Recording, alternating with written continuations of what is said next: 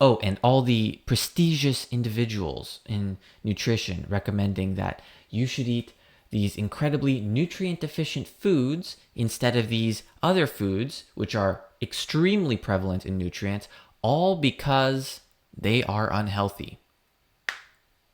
Why would a food incredibly high in nutrients be unhealthy?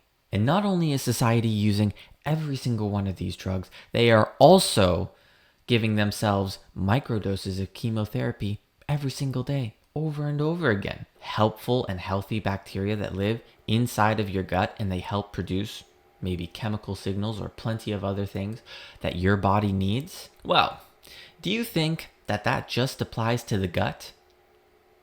Nope. Society is constantly eating, or even told to eat, carbohydrates, and glucose is the primary energy source of the cell. And we already know that all of this is absolutely not true. Women specifically are told regularly that menstruation pain is normal. That's not normal. Now, if you ever want feet looking like that in the future, then by all means, go ahead, keep wearing the shoes that you're wearing.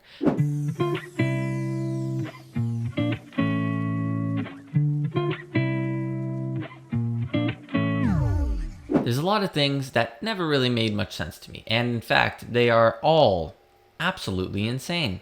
In fact, they're so absolutely insane that all of society does this, including you. Imagine putting liquid all over your body, and then after you put liquid all over your body, you put a chemical over your skin and over your hair.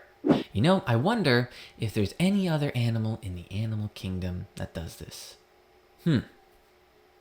No, there isn't actually. Well, you know what's even more amazing is you don't even have to imagine this one, because this is a reality. That's right. That's called showering.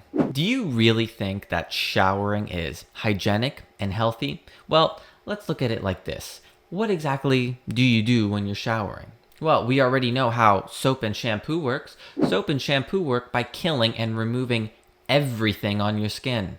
Oh, but what about the constant exposure to water? Because that can't be too harmful, right? Well, we already know that water actually damages the skin barrier function, especially when it's heated and when it's hot water. So do you really think that it's normal to repeatedly remove and kill absolutely everything on your skin over and over and over again, as well as damage it? In fact, do you even think it's normal to do that once at all? You ever hear of the gut microbiome, where there are actually helpful and healthy bacteria that live inside of your gut, and they help produce maybe chemical signals or plenty of other things that your body needs? Well, do you think that that just applies to the gut?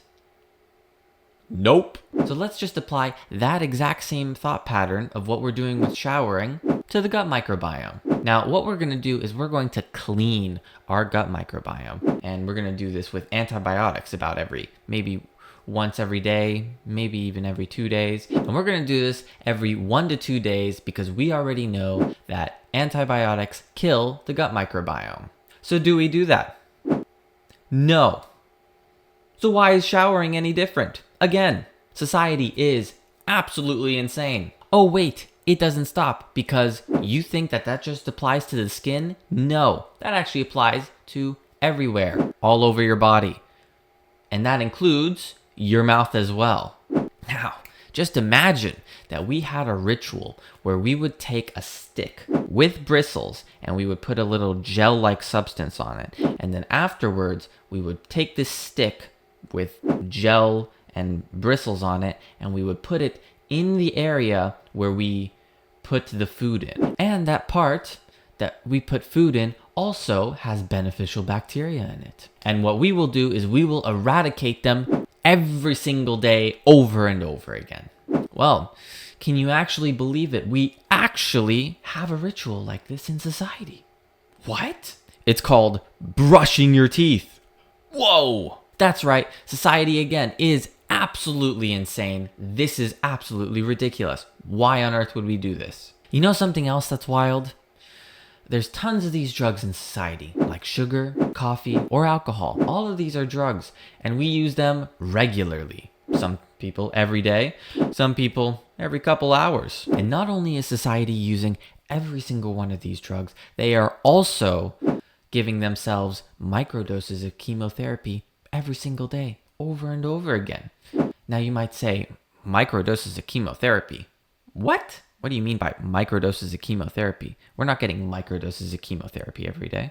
Well, what about those plants that you eat every single day? Yeah, those plants like peanuts, pumpkin, soy, squash, tomatoes, wheat, wild rice, zucchini. They all have chemotherapy drugs in them. And which one is that exactly? That's lectins. They all have lectins in them. And lectins can be used as a chemotherapy drug. And it doesn't stop there, because capers, red onions, shallots, red apples, grapes, berries, cherries, and scallions, well, all of them also have a chemotherapy drug in them, also known as quercetin. And you think it stops there? No, because potatoes, apples, eggplants, cherries, bell peppers, tomatoes, and sugar beets, just to name a few, again, guess what they have in them? They have another one, solanine. Again, none of these are helpful or even healthy at all. And not only that, we also love to give ourselves inflammatory signals regularly. And what do you mean, give ourselves inflammatory signals regularly? Well, all these plants that you eat. Well, do you think that they don't give you an inflammatory response? And again, what's another example? Well, aflatoxins. And aflatoxins, you might have actually heard of that one before.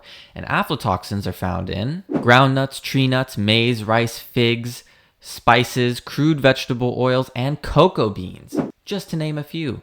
And I wasn't even giving the entire list for every single one of those drugs that I was mentioning before, specifically even the chemotherapy drugs. It doesn't end there. And every single thing that I've mentioned here are definitely toxic. And we already know them to be completely toxic. So why exactly are we eating these foods in the first place? And the crazy part is it doesn't even end there. There's even more plant phytotoxins, or more plant chemicals, which cause these inflammatory markers. And don't even get me started on oxalates. I mean, there are just so many oxalates. There's oxalates in everything. It's ridiculous. It's all inflammatory. So again, why are we eating them? In fact, there are so many plant toxins out there, we don't even know all of the plant toxins. It's like looking at the bottom of the ocean. You have no idea what's down there. It's so vast. So again, why exactly are we eating all of these foods? Society is absolutely insane. And do you think that it stops there? Because it doesn't. It keeps going. Society is constantly eating, or even told to eat, carbohydrates, and glucose is the primary energy source of the cell. And we already know that all of this is absolutely not true. Number one, the glucose is actually not the primary energy source of the cell. In fact, most cells prefer to use ketones, or fatty acid, as energy. And not only that, glucose produces 4 times less ATP than fatty acid. And that's not even to include the fact that glucose damages the mitochondria, because what happens? Well, deuterium is a little bit more prevalent in glucose. And what does deuterium do? Deuterium damages the H0, H1 ATPase of the mitochondria, basically jamming it, blocking it, and what happens in the process? Reactive oxygen species are formed. And what do those reactive oxygen species do? They wreak havoc on the cell and basically destroy it, causing little damage here and there. And over time, that builds up. And what's the whole problem with this little micro damage here and there? Well, that's what causes you to age even quicker. And after that, can you believe that you even hear things in society like glucose is the primary energy source of the brain, when we already know, again, the brain actually prefers ketones. It doesn't prefer glucose. Again, society is absolutely insane. And the crazy part is it doesn't stop there, because it keeps going. How can it possibly keep going? And you know what's even crazier is we are told regularly by the most prestigious and top figureheads of nutrition, for instance, cholesterol is unhealthy. Now, first off, I'm 99% sure that whoever makes that statement hasn't actually, one, taken biochemistry and understand the importance of cholesterol in the first place. And not only that, we already know that that statement is completely false. And we actually also know that it was bought out by certain companies, Almost like companies hide their data very often. Where have I seen that before? You ever wonder what cholesterol is really used for in the body? Well, any of these hormones, maybe like testosterone, estrogen, having a sex drive, blood pressure. Guess where they come from? That's right, they all originate from cholesterol. Cellular membrane function, brain function. Man, you know what's even crazier than all of that is women specifically are told regularly that menstruation pain is normal. That's not normal. And yeah, everything I just said there, you need cholesterol for. You need it, and if you don't have it, problems start happening. So once again, society is absolutely insane. And you know what's even crazier is it doesn't stop there. It just keeps going. That's how crazy society is. Imagine buying things for your feet to make them look a little nicer, and you walk in them regularly every day. And these things for your feet, they're not actually designed for your feet. They're designed for fashion. And slowly as you walk in them, over time, and as time goes on, they make your feet weak. And in the process of making your feet weak, you develop feet problems. Wait, that's right. We don't actually have to imagine that. In fact, that's already here with us. I'm talking about shoes. Yes, exactly. Now, shoes are obviously very helpful when it comes to avoiding sharp objects on the ground. There's no question. But have you ever questioned whether or not that the shoes you're wearing are actually designed for your feet in the first place? Now, if you ever want feet looking like that in the future, then by all means, go ahead, keep wearing the shoes that you're wearing. But if you want feet looking like that, then I recommend not wearing the shoes that you're wearing. And the reason I recommend that, it has to do with the fact that you need to actually develop your feet muscles because yes, surprisingly, feet have muscles on them. And you need to develop them because if you don't, problems start to happen. And obviously, the feet are holding up basically quite a bit of the body. So a weak muscle in that area can definitely lead to problems. Again, society is absolutely insane. Oh, and all the prestigious individuals in nutrition recommending that you should eat these incredibly nutrient deficient foods instead of these other foods, which are extremely prevalent in nutrients, all because they are unhealthy. Why would a food incredibly high in nutrients be unhealthy? Yeah, so let's just look at the vitamins, for instance, like vitamin A, which is retinol, vitamin B1, vitamin B2, B3, B5, B6, B7, B9, B12, vitamin D, vitamin E, and vitamin K. Take a guess where you get all those vitamins from in much higher sources. That's right, all animal sources, none of them plant sources. So once again, why are we recommending nutrient deficient foods? Society is absolutely insane. And everything that I just said in this video, I live by, and I really do mean it. I don't shower. I don't brush my teeth. I don't use shampoo. I don't use conditioner. I don't even expose my skin to water regularly, if ever.